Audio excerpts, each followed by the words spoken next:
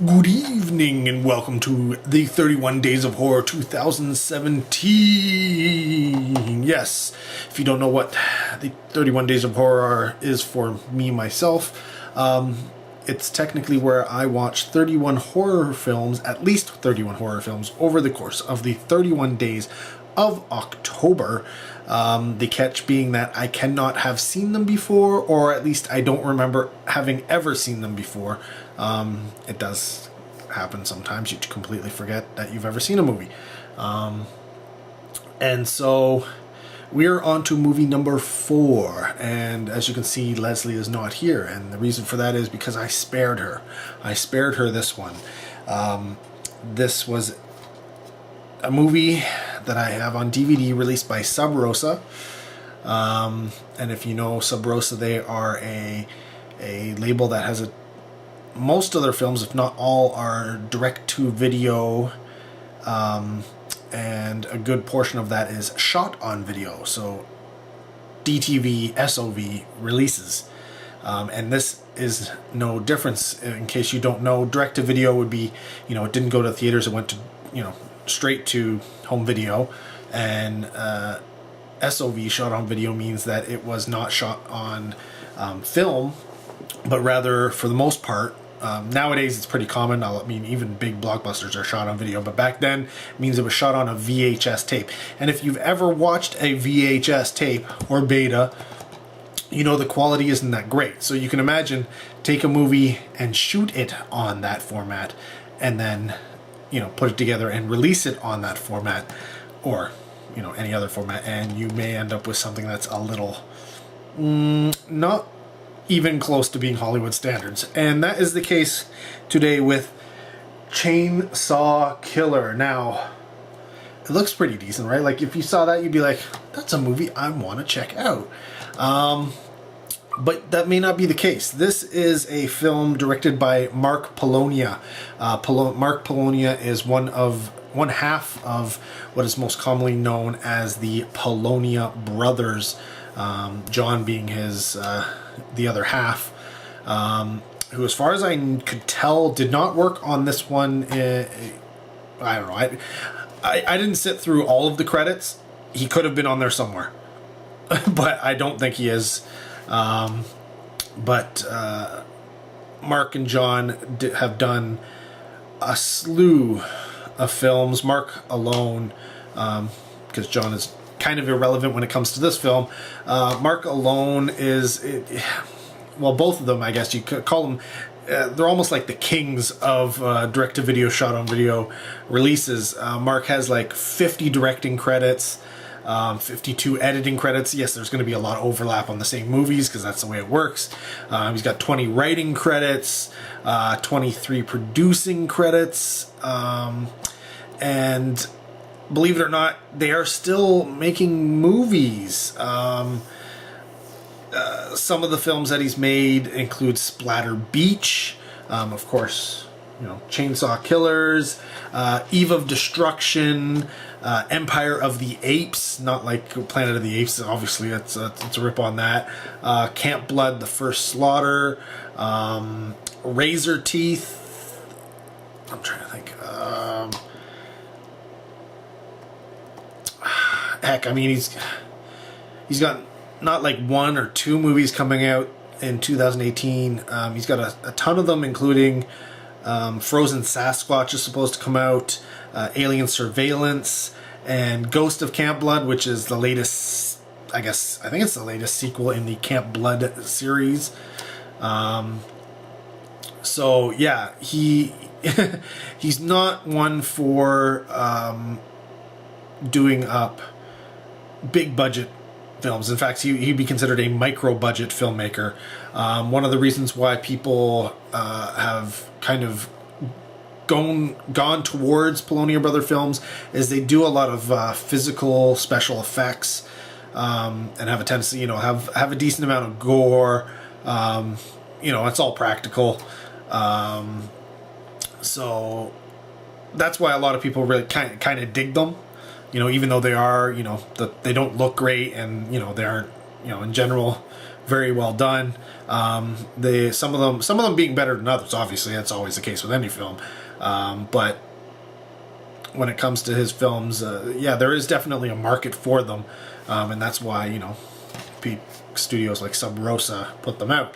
Now, in terms of the film, I mean, there's only really 3 names to speak of, and all 3 of them are, I guess you'd call them, not just Polonia Brothers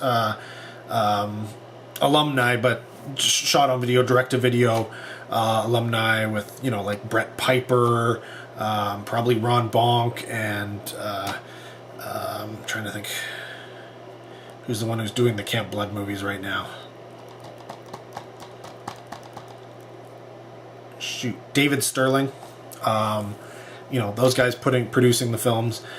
First one would be Steve Diaspora, who was in Eve of Destruction, Empire of the Apes, Jurassic Prey, guess where that's going, Ghost of Camp Blood, among others, from the Polonia lineup, and, you know, Muckman, The Dark Sleep, Queen Crab, from, I think those are Brett Piper films, I could be wrong. Next up would be Dave Fife, who was in Peter Rottentail. I love the name of that film. I have it. I haven't watched it yet. Razor Teeth, Eve of Destruction as well. Halloween Night, and Bigfoot versus Zombies. And he has a few others that are under his belt. And then finally there's Ken Van Sant, who was also in Eve of Destruction and Splatter Beach, Razor Teeth, Peter Rottentail, Muckman, Empire of the Apes, you know, etc., etc. Of course, this film here is produced by, and I've mentioned it several times, Ron Bonk, the man behind Sub Rosa. Ron Bonk makes his own films. He also produces and he, you know, distributes films as well. So Sub Rosa is his label that he puts these out on, and that's how that goes. Now, Chainsaw Killer is interesting. If the film is essentially about a guy named Victor McCoy, who's really he's a VHS collector, and he's a diehard VHS collector, and he's searching for the ultimate, like, you know, prized VHS, the most rare of VHSs, called The Force Beneath. I don't think it's real VHS, but it could be, who knows. And this film is directed by, you know, the insane filmmaker Werner Banks. So Victor's willing to go to any lengths to get this film, once he finds out that there's only one guy left who has a copy. Meanwhile, we find out that in, you know, the town, there's this madman going around dressed as the Chainsaw Killer. And he's essentially slaughtering anyone in his path with, you know, his chainsaw. That's the Chainsaw Killer portion. Then, you know, as the back of this DVD says, it says, "What is the connection between the killer and the lost film? Can the local sheriff stop the bloodshed? Watch this retro film filled with homages and nods towards a bygone era to find out." Now, here's the thing. This film really does seem like it's a couple of different films that were shot in different ideas, and then kind of like a go-between that puts them together. So you've got the storyline of this chainsaw killer going around and killing people. Okay, that's movie number one. Then you've got this Force Beneath VHS, which you watch in the film. So you've got that movie. And then you've got this, I guess it's the glue that puts them together, this story of, you know, Victor McCoy trying to track down this VHS movie. Now, the problem is, because this is all shot on VHS, it's really hard to distinguish which section is which. which section is the movie about the madman, you know, the killer with the chainsaw, which movie is which part of the film is the portion dealing with, you know, the guy tracking down the VHS, and which portion of it is dealing with the force beneath, you know, the actual VHS they're watching. So that's my biggest complaint about this. Now, there is something here within, I think if this was redone and with a bigger budget, I think it could be a pretty good film. But as it stands, I found it hard to watch because I spent more time trying to figure out what I was watching than watching the movie itself, because I found myself having troubles relating to who was who and where they were. Were they in the VHS tape, which means they weren't, you know, necessarily part of the story? Were they people for the chainsaw killer portion of it? Were they people for the guy chasing down the VHS tape? Like, what were they related to that I could sort of, you know, put things together? And you know what? Maybe that's part of the beauty of this film, where you're trying to piece everything together. But I just found it a little too confusing to really make that work. And to be honest, I kind of was dozing off a little bit around the middle part.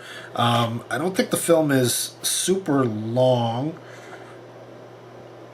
It doesn't say on here, but I should have written it down. But yeah, I don't know. It seemed longer than it should have. I guess that's all I'm saying. It sort of went on and went on. I would have liked to have not seen the VHS tape. You know, thinking back to it, I don't know if that's even possible, because I didn't really get the wrap up at the end and how, you know, all these things sort of link together, because I was too lost in trying to figure out what was going on in the movie, and I think that's the biggest problem with it. So I don't know if you could remove watching the VHS footage. These days, I think it would have been nice to have this, you know, killer chainsaw and this guy trying to track down this VHS, have those two storylines going and play that off, and then, you know, as a DVD extra, have the actual movie that they were trying to track down. That works for me. I don't know if it would work necessarily in this film, because honestly, I know. Don't get me wrong, there are parts that are clearly the chainsaw killer, parts that are clearly the VHS tape, and parts that are clearly the guy tracking down the VHS tape. But it's all the stuff that's kind of off to the side. You know, he's shooting on VHS. It all looks the same. It's hard to tell what is what. And so you're watching it, and sometimes, yeah, you can eventually figure it out, but you've already watched a good portion of it not knowing. And that's the problem. So maybe it requires multiple viewings. Maybe that's the problem. Maybe I have to sit down and give it another one or two watches and to piece everything together. Maybe that's it. Maybe, I don't know.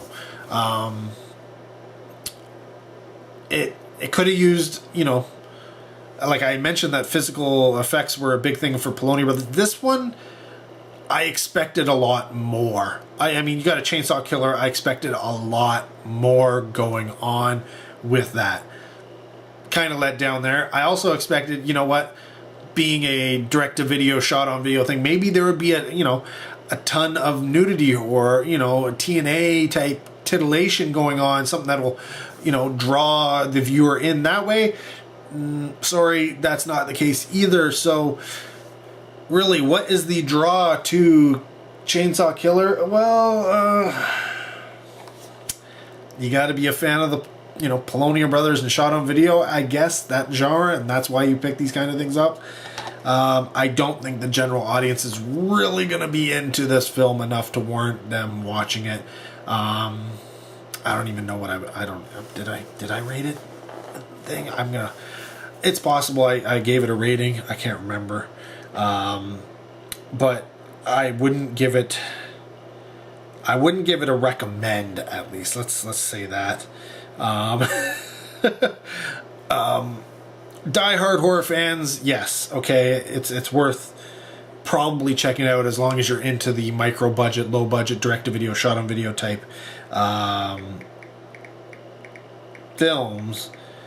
But if you're more mainstream and stuff, you're just, like I like my Freddy, Jason, Michael Myers, that kind of stuff. I love my Japanese ghost movies, whatever. Then, okay, this isn't for you. This is not for you whatsoever. So, yeah, that's what I thought. I rated this one 1.5 out of 5. It just had very, very little going for it, and unfortunately, yeah, it shows. I mean, I give it as much leeway as I can for a direct-to-video, shot-on-video film, but at some point, there are really good ones, there are decent ones, and then there's a lot of mediocre and crap, and this one falls, closer to the end of the spectrum than the top of it. So that's my thoughts on Chainsaw Killer. Yeah, I mean, Ron Bonk may put this out on Blu-ray at some point and a BDR. I don't know. Anything's possible. But yeah, if you can and you want to check it out, track down the DVD, because I think that maybe, or the VHS. It was released in 2013. I'm guessing there's a VHS somewhere. So yeah, there you go. Let me know what you think about the film if you've ever seen it down below. If you haven't, I think you're okay. You can steer clear and be happy when all is said and done. So there you go. More 31 Days of Horror to come. Stay tuned. Thanks for watching. Till next video, take care. Have a good one.